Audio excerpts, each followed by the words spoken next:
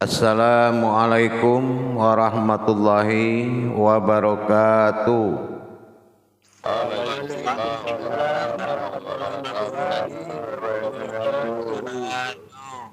Alhamdulillah, alhamdulillahi rabbil alamin. Assalatu wassalamu ala asrafil anbiya'i wal mursalin Sayyidina wa maulana Muhammadin sallallahu alaihi wasallam. Ashhadu an la ilaha illallah wa ashhadu anna Muhammadar Rasulullah. Allahumma sholli ala Sayyidina Muhammadun musabihil wal ikram ya wal jalil wal ikram. Subhanal malikul quddus subhanatil izzati wa azamati wa haibat wal qudrat wal sultan wal kamal wal jamal wal kibriyai wal ijabarut wala yahudu wala ya'budu abdah. Suhubukum kuddus rabbuna wa rabbul malaikatihi wa ruhi, sama-sama subhanallah walhamdulillah wa la ilaha illallah huwallahu akbar wa tahirin wal mujahidina amma ba'du. Ibadallah, bersyukur kita kepada Allah dengan mengucapkan alhamdulillahi rabbil alamin atas segala limpahan karunia, rahmah dan hidayahnya, serta dengan izinnya juga kita dapat menjalankan amanahnya bertalabul ilmi, belajar menuntut hakikat ilmu, amal dan ibadah. Bersalam kita tidak akan pernah kita lupakan. Marilah sama-sama kita sampaikan kepada junjungan kita Nabi Allah, Nabiul Akhiruz Zaman, Rasulullah Muhammad sallallahu alaihi wasallam. Atasnya kalimahnya kita kalamkan bersama-sama dengan membacakan Allahumma sholli ala Sayyidina Muhammad wa ala alihi Sayyidina Muhammad. Alhamdulillah, grup 5 yang dirahmati Allah rahimakumullah. Amin ya rabbal alamin. Insyaallah di dalam kita melaksanakan tauhid kepada Allah, artinya mendirikan iman kepada Allah, tentulah kita harus menguasai Jabariyah, Falakiyah dan Hijaiyah. Tapi pada waktu dan kesempatan yang kita muliakan ini, dalam makom belajar kita ini, saya akan menyampaikan dan mengajak semua jamaah kembali mengenang kepada suatu makom yang sangat dimuliakan, yaitu makomullah fil nabiyyin alaihi salam, yaitu asal usul daripada terwujudnya tajalli Allah, yaitu kodrat kenabian. Insyaallah, kalau dikatakan kita ini pewaris para nabi, yaitu seorang ulama, al-ulama warisatul anbiya, apa yang kita warisi dan dari mana dasarnya yang disebut mewarisi? Apa ikatan waris yang kita dapatkan dari para nabi sehingga kita melanjutkan perjuangannya untuk mendapatkan tarikatul ilallah, yaitu jalan-jalan kepada Allah. Jadi perlu kita kembali mengungkap kembali sejarah hakikat. Nah, sekali lagi saya bilang, sejarah hakikat yang tersirat pada zaman Nabi. Nabi adalah suatu zaman yang dimanakan pada waktu itu disebut dengan zaman kodratnya batin. Nah, di dalam Hijaiyah mengatakan aku, bi adalah batin Tuhan. Disitulah kodratnya Nabi adalah kodrat yang paling mulia, adalah kodrat batinnya Allah. Kodrat sebuah batin yang didahulukan, diutamakan, dinamakan yang dituakan atau bapak atau zaman bapak atau zaman Nabi. Nah, karena Nabi ini adalah zaman batin, semua mencari kodrat-kodrat ilahi dengan kemampuan batin masing-masing. Karena Allah menjadikan batin ini adalah usulnya adalah sir, maka sifat batin harus tenggelam. Karena sifat batin ini tenggelam, batin tenggelam ke dalam sir, sir maujud. Apa sir dari batin itu? Sir namanya daripada Nabi. Sir dari batin itu adalah bani. Inilah yang diwarisi. Yang diwarisi itu adalah bani. Bani itu batinku. Aku batin di zaman Nabi, kuwariskan batinku. Inilah bani atau anak. Bukan batin beranak pinak, tetapi lahir atau terwujudnya sir dari batin yang diwariskan ini dinamakan batin atau kodrat anak. Karena bani Nabi adalah kodrat bapak. Disinilah hubungannya. Yang diwariskan kepada siapa? Bukan kepada semua, tetapi kepada al-ulama warisatul anbiya, ulama yang mewarisi. Ulama itu yang dikatakan pewaris Nabi.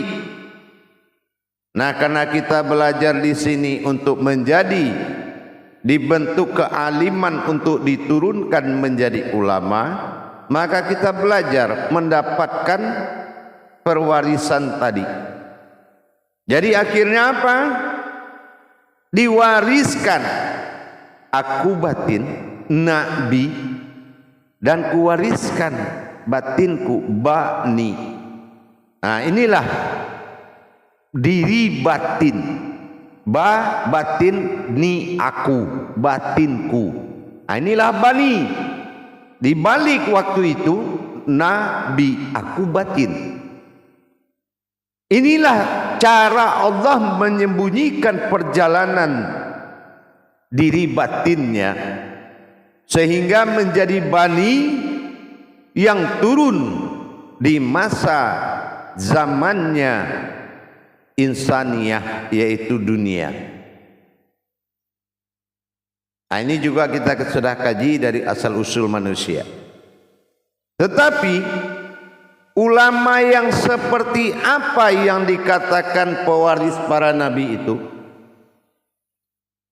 Ulama yang dikatakan pewaris nabi itu wa khudratun al-jazamin kudra al-ayatun wal kalamin innalihi wa dahlihi illallah. Artinya apa? Ulama yang kuakui pewaris nabi itu kodratnya adalah ayat, kalamnya adalah dalilku. Kodratnya adalah ayat atau kitab. Kitab adalah dirinya dan dalilku adalah kalamnya. bidalihi marifatul haq fil ilmi. Inilah dalilnya Allah dan ayatnya adalah kodrat dinamakan kitabullah. Jadi tidak ada seorang ulama pewaris Nabi itu dia mencari kitab lagi, ya, karena dia sendiri sudah menjadi kitabullah, disebut dengan ahlul kitab. Masa ada lagi kitab Allah berpedoman kepada kitab sunnah? Itu kan tidak masuk akal. Mana ada kitab sunnah bisa mencari Tuhan? Mana ada hijaiyah dalam kitab sunnah? Mana ada falakiyah dalam kitab sunnah? Mana ada jabariyah dalam kitab sunnah? Seperti kitab-kitab riwayat, perumpamaan, suatu hikayat di zaman dulu.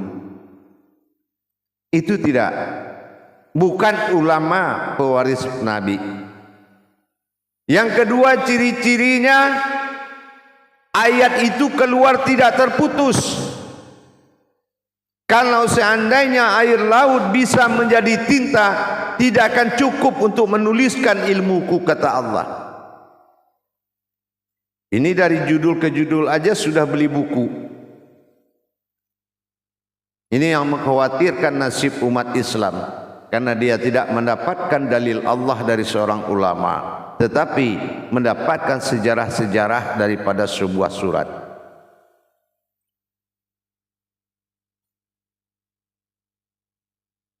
Jadi begitu jamaah sekalian.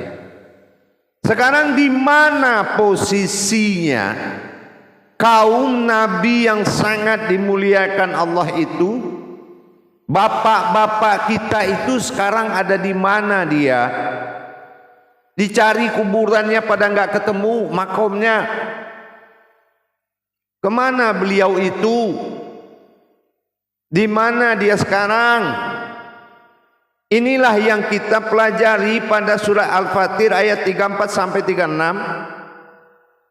Allazi ahalana daral muhammatil min fadli la yamashna fiha nasabu wa la yamashna fiha luku. Apa yang dimaksud itu? Allazi ahalana daral muhammati, dia ada di dalam alam Muhammadnya Allah. Tahu Muhammad, kalau orang Sulu itu ada kelambu, itu namanya Muhammad. Dia di dalam Muhammad, atau dikatakan dengan alam mahmuda, ya, alam yang terpuji, surganya Allah, bukan surga itu jannah, ya, tapi surganya Allah yang disebut dengan Muhammadin. Di situ dia la yamasuna fiha nasabu wala mayasuna fiha lukub. Di situ dia diberikan tempat bertakharub dan beribadah yang tidak terputus-putus kepada Allah, yang artinya yang menempatkan kami dalam tempat yang kekal, surganya Allah dari karunia-Nya. Di dalamnya kami tidak merasa lelah dan tidak pula merasa lesu. Itulah muqamat. Jadi kalau kita sudah mencapai tingkat ibadah yang lebih berderajat, pasti kita wajib mengenakan muqamat.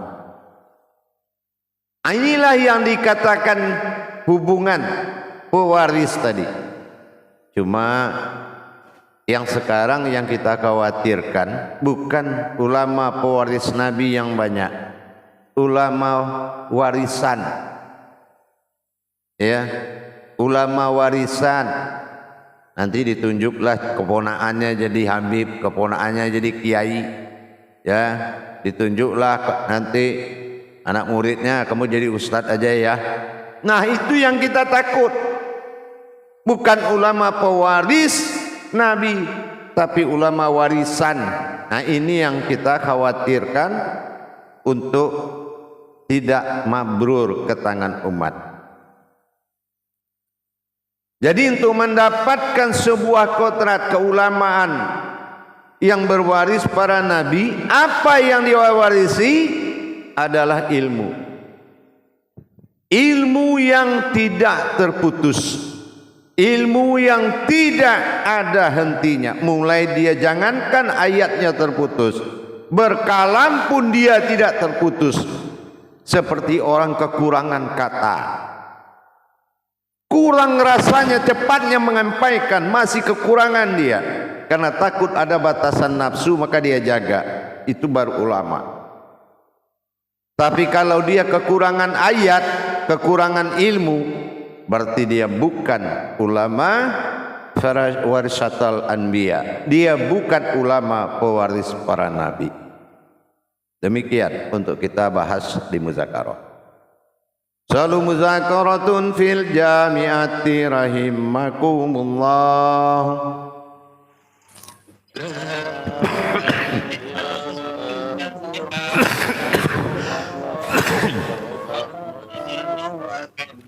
Silakan juru tablik mengendalikan jamaahnya.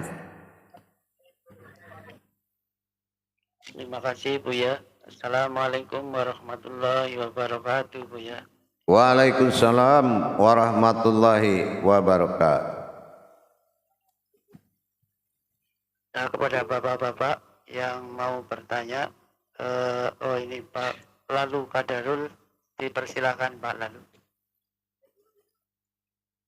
Assalamualaikum warahmatullahi wabarakatuh. Waalaikumsalam warahmatullahi wabarakatuh. Begini Pak, kalau badan kita ini adalah dikatakan kalam, mana yang dikatakan ayat-ayat Allah tersebut, mohon penjelasannya Bu ya. Baik. Seluruh kulit bukanlah kulit, asalnya kulit. Al-Hakim pada sifatnya kulit. Itu ayat. La ilaha illallah dalam ucapan kulimah wujudan kulit daripada seluruh alam. Itu adalah ayat. Nurullah pada qalbi, nur adalah an-nuru, sifat an-nur pada Al-Quran, itu adalah ayat. Dikatakan batin adalah hayat rohani pada diri, dinamakan surat An'am pada ayat Al-Quran. Jadi semua kodrat kita ini adalah ayat. Ada ayat yang bersifat batin, ada ayat yang bersifat nur, ada ayat yang bersifat sir, ada ayat yang bersifat tenggelam, tapi ada, tapi dilihat tidak ada. Wow, contohnya hu dalam penyebutan. Ini mata bukanlah mata basar, awalnya mata, basirun asal mula jadi. Apakah basar dengan basirun tidak Al-Quran? Paham? Alhamdulillah. Baik. Terima kasih. Assalamualaikum warahmatullahi wabarakatuh. Waalaikumsalam warahmatullahi wabarakatuh. Terima kasih atas pertanyaannya Pak Lalu. Pada bapak-bapak yang mau bertanya lagi, silahkan mengangkat tangan.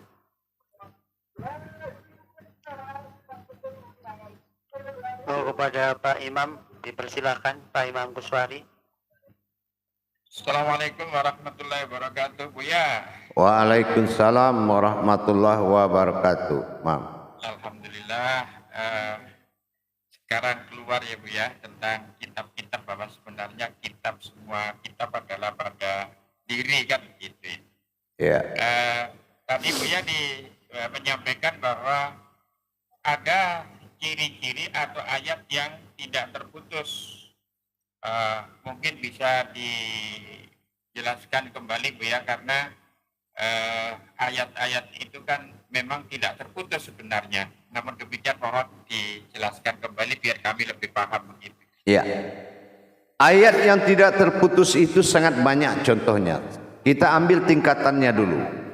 Kalau ayat yang tidak terputus, contohnya nyawa ya. Nyawa ini adalah sir. Nah, kita cari ayat yang sir. Ya, ayat yang sir yang tidak terputus dilarikan ke kodrat berupa nyawa. Putus nyawa baru putus ayat, putus agama. Ya kan? Nah, yang kedua umpamanya dari sisi hakikat. La ilaha illallahu, la ilaha illallahu. Nah, coba kalau tidak ada hu, banyak banget Tuhan kita. Ya. Seandainya hu-nya tidak ada, Tuhan ini sebanyak zikir. Gitu. La ilaha illallahu, la ilaha illallahu, la. Akulah Tuhan, tiada Tuhan selain aku. Akulah Tuhan, kan gitu kan. Nah, itu contohnya seperti itu. Dan banyak lagi contoh lainnya. Iya. Terima kasih Buya.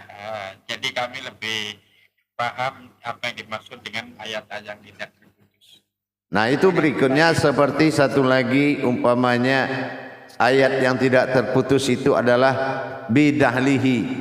Nah, dalil bi itu batin, dalil yang datang dari batinku. Nah, ini adalah kalamnya seorang guru. Kalau kalamnya seorang guru terhenti-henti di dalam menyampaikan, dia telah memutuskan ayat. Ya. Nah, umpamanya dia mengatakan begini, sesuai dengan surat Al-Isra, itu nih ya. Jadi dia kalau sudah memutuskan kalam Allah, berarti dia sudah memutuskan ayat. Maka dituntutlah ulama itu pasif berayat. Gitu ya. Kalau dia tidak pasif, tidak boleh dia memimpin dalam agama. Kan begitu. Insyaallah ya Imam. Insyaallah. Terima kasih Buya. Assalamualaikum warahmatullahi wabarakatuh. Waalaikumsalam warahmatullahi wabarakatuh. Terima kasih Pak Imam Kuswari. Dan Bapak-bapak ada yang bertanya lagi? Pak Udin dipersilakan, Pak Udin untuk bertanya.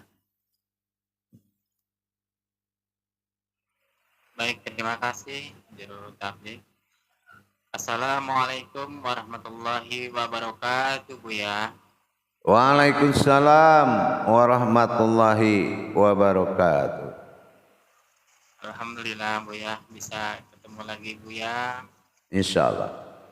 Turut bahagia Buya, walaupun kami kemarin saya pribadi tidak bisa berangkat, namun bahagia melihat teman-teman yang bisa ke Jakarta Buya. Insyaallah. Ini Buya, mengenai kitabullah, apakah semua ayat-ayat atau qudsi Allah yang tidak ada di dalam Al-Quran, yang umumnya orang mengatakan asal yang tidak dalam Al-Quran itu dikatakan qudsi gitu. Nah, apakah termasuk doa-doa yang dalam bacaan dalam sholat juga kan itu qudsi Allah? Apakah termasuk itu adalah kitabullah Buya, baik yang di dalam Al-Quran maupun yang tidak tertulis di dalam Al-Quran itu Buya? Iya, betul sekali. Ayat Allah meliputi sekalian alam, tidak ada batasannya. Ya, ayat Allah meliputi sekalian alam. Contoh kita bicara dengan kucing. Mungkin kita baca Al-Quran, kucing itu nggak dengar. Tapi kita ambil saripati dari ayat kodrat dari ayat, kucing itu akan tahu. Kembali kepada makomnya. Dia melihat Al-Quran dari 3 perkara. Dari akal, imankah, atau ilmukah? Kita mau tahu nih. Dari akal, dari iman, apa dari ilmu? Tergantung makom pengetahuan dia. Tetapi yang namanya Iqra meliputi sekalian alam. Iqra itu pecah 3. Jatuh ke alam bernama kalam. Suratul ayatul minal am, itulah kalam. Suratul ayatul minan kitab, itulah kauli atau dinamakan Al-Quran. Ya, nah suratul ayatul minan nas, inilah kauni, inilah bahasa batin. Jadi kembali kepada kodratnya, dia makomnya di mana. Itu aja. Dan yang penting ayat Allah tidak ada yang tidak memiliki. Karena satu selembar rumput pun dia juga berayat kepada Allah. Tapi ayatnya mungkin kita tidak paham. Paham? Insya Allah Buya, barakallah. Terima kasih Buya menjelaskannya. Insya Allah. Assalamualaikum warahmatullahi wabarakatuh. Waalaikumsalam warahmatullahi wabarakatuh. Terima kasih Pak Udin atas pertanyaannya. Kemudian Pak Baharudin Korja dipersilakan. Assalamualaikum warahmatullahi wabarakatuh. Ya, Waalaikumsalam warahmatullahi wabarakatuh. sehat selalu Buya. Amin insyaallah. Saya mohon maaf kemarin itu Buya tidak sempat mengikuti. Saya terhalang dengan kedinasan Insyaallah. seperti itu Buya. Insyaallah. Alhamdulillah. Yang penting doanya. Amin ya rabbal alamin. Setelah mendengarkan penjelasan Buya di sini, ini ada beberapa yang Buya mungkin masih belum memberikan pencerahan kepada diri saya tentang kenabian tadi yang Buya sempat singgung bahwa Nabi itu adalah mewariskan ilmunya kepada alim ulama. Lalu kemudian di sini dikatakan bahwa tempat para nabi sekarang itu berada pada Muhammadin. Nah, tempat ini boleh kamu yang menjelaskan kira-kira di mana posisi tempat itu untuk bisa kita pahami. Terima kasih Buya. Assalamualaikum warahmatullahi wabarakatuh. Baik, waalaikumsalam. Jadi yang dikatakan Muhammad itu adalah suatu makom, ya, suatu makom yang sangat dimuliakan oleh Allah, ya. Adanya itu pada alam batin. Sebuah tempat di dalam alam batin itu ada alam Muhammad namanya. Yang Muhammad ini ibaratnya adalah suatu tempat di mana di situ adalah ibadah. Di situ melakukan ibadah kepada Allah langsung. Nah, gitu. Jadi dikatakan juga dengan Muhammadun Mahmuda, ya. Nah, juga disebut alam Mahmuda atau dikatakan makom Mahmuda. Makom yang terpuji adalah suatu makom. Dia adalah suatu makom. Kalau makom ini dia ada di rahmatullah, ya, di alamnya Allah. Gitu. Terutama itu di alam Tanizil Kadim, ada Azali, ada alam Pisifat, ada alam Pizat juga ada dia. Paham? Terima kasih ya, insyaallah Buya. Masih bisa lanjut pertanyaan Buya ini. Ya, silakan. Tadi tentang menyangkut masalah kodrat batin. Di situ dijelaskan Buya bahwa itu adalah batin, usul, kemudian sir, sifat, kemudian batin tenggelam. Lalu di sini Ali katakan zaman Bapak. Mohon penjelasan seperti itu. Ya. Iya. Semua nabi lahir di zaman Adam. Adam adalah bapak. Kalau dikatakan Adam ini tiga kodrat, ada Adam pada hayat Allah, ada Adam pada hayat Muhammad, ada Adam pada hayat alam. Jadi itu dinamakan bapak. Karena Adam itu memang dah utama kodratnya bapak, maka dikatakan dia adalah batin yang didahulukan. Alam batin yang diutamakan itu adalah alam bapak. Gitu, insyaallah.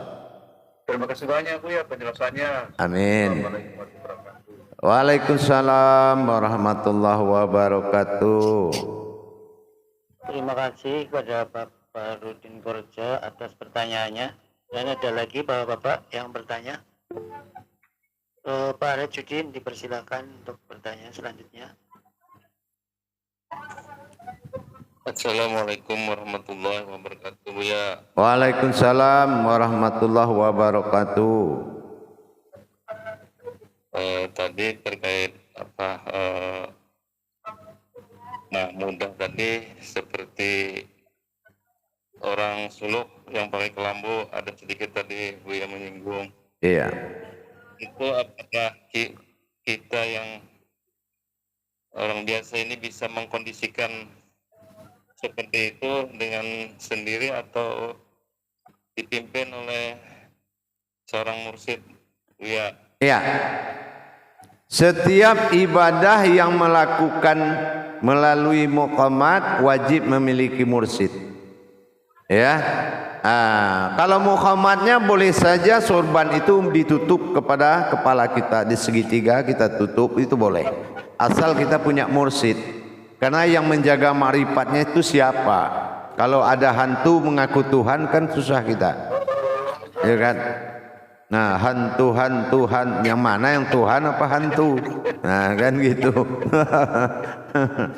Itu wajib karena mursyid itu menjaga yang hakikat dan tersirat, bukan menjaga syariat dia. Gitu, paham? Paham ya. Insyaallah. Waalaikumsalam warahmatullahi wabarakatuh. Jadi memang begitu jemaah.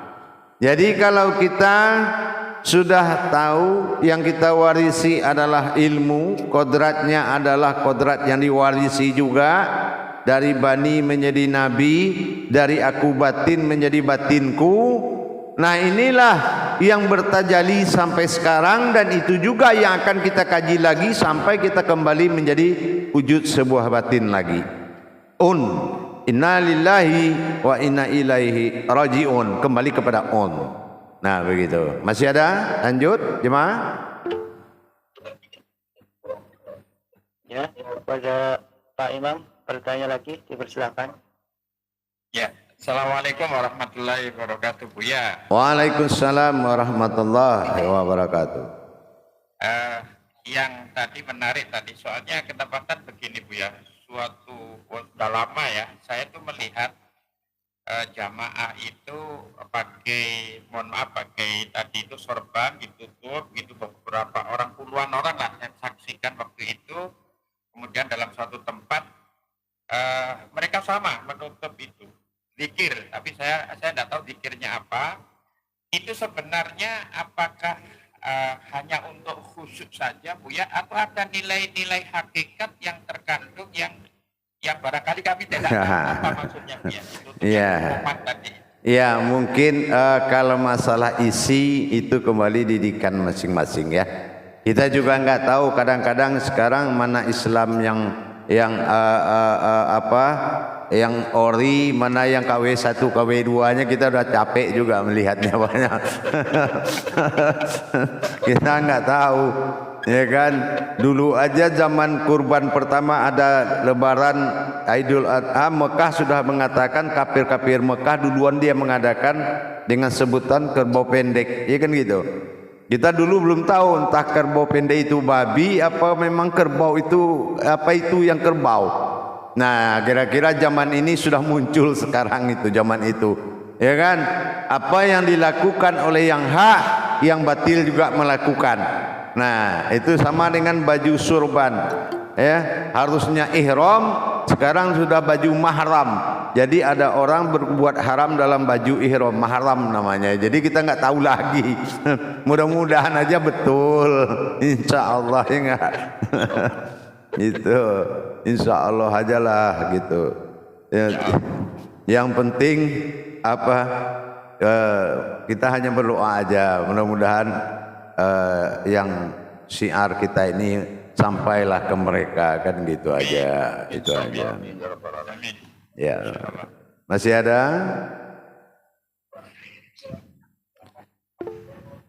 Kepada Pak Abdurrahman, dipersilakan, Pak. Ya, baik. Assalamualaikum warahmatullahi wabarakatuh, Buya. Waalaikumsalam warahmatullahi wabarakatuh.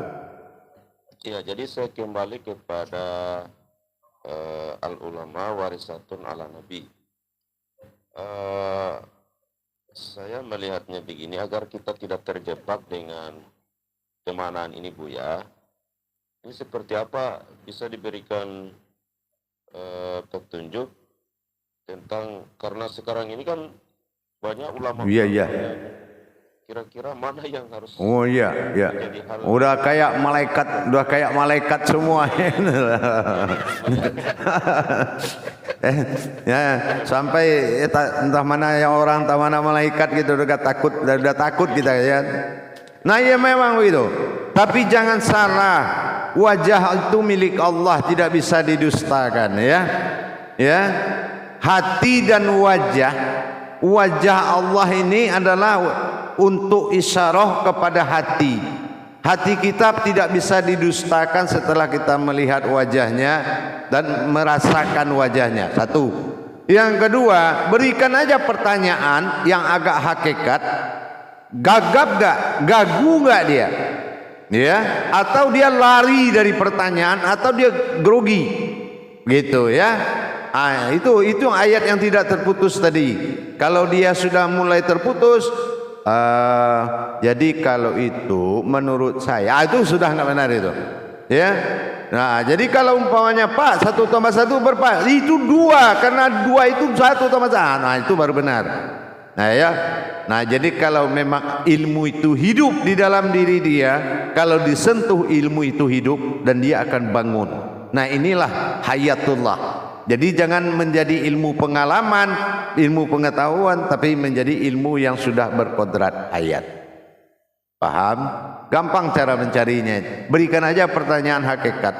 Nah gitu. Ya, kalau dia sudah grogi atau lari atau tidak tepat, ya berarti sudah enggak benar gitu. Atau kita umpamanya seandainya kita ingin bertuhan kepada Allah, apa awal bertuhan kita? Nah, gitu umpamanya, ya kan? Apanya Tuhan itu yang dipanggil Tuhan dulu kan, atau bagaimana gitu. Jadi kalau udah arah ke situ, itu udah mulai dia mencela-mencela kan gitu. Karena tidak ada buku cetaknya kan gitu. Jadi di situ kita tahu ini orang punya bekal warisan Nabi atau enggak gitu kan. Gampang ya kalau nyari itu, paling gampang. Jadi asal jangan terpedaya ketampilan, itu aja.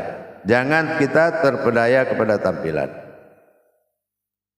Paham kira-kira? ya, insyaallah ya. Ya. Ya, assalamualaikum warahmatullahi wabarakatuh. Baik, insyaallah jemaah. Jadi sebagai apa namanya, karena kita mengkaji tadi kodrat batin, ya artinya untuk kita yang mengaji begini ada suatu kalam mutiara dari saya. Kalam mutiaranya itu begini, bukan karena hari ini indah ya kita menjadi bahagia, tetapi karena kita bahagialah hari ini menjadi indah. Nah itu aja. Paham? 10 menit lagi saya kembali. Assalamualaikum warahmatullahi wabarakatuh. Waalaikumsalam warahmatullahi wabarakatuh.